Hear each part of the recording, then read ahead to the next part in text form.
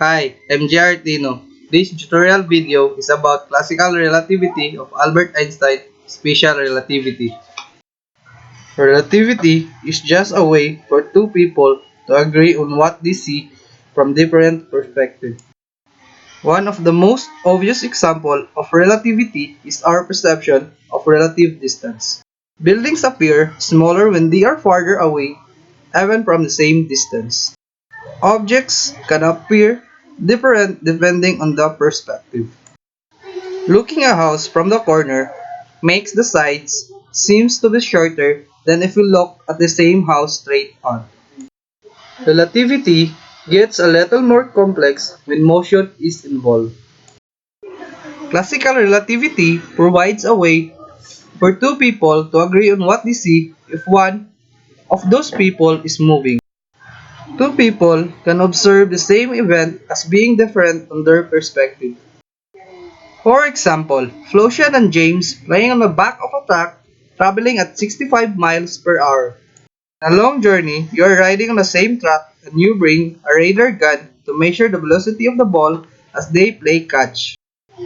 James clocks throwing the ball at 50 miles per hour, then clocks of Flocian throwing the ball at 40 miles per hour. What do these speeds mean in terms of relativity? James threw the ball with a velocity of 50 miles per hour relative to the track, and his friend Flocian threw the ball with a velocity of 40 miles per hour relative to the track. Now, let's consider what happens if you clocks the ball velocity from the roadside. Remember, the track along with everything on it is traveling forward with a velocity of 60 miles per hour when James threw the ball in the same direction as the track is moving.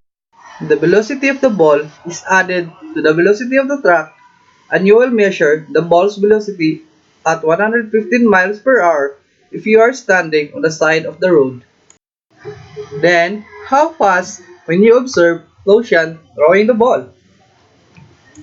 Well, as the ball moving in the opposite direction of the track, the velocity will be measured at 20 miles per hour relative to the road where you makes his measurement.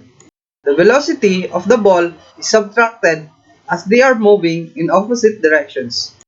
Classical relativity applies to almost everything we observe in our daily lives, and classical relativity does not apply to life.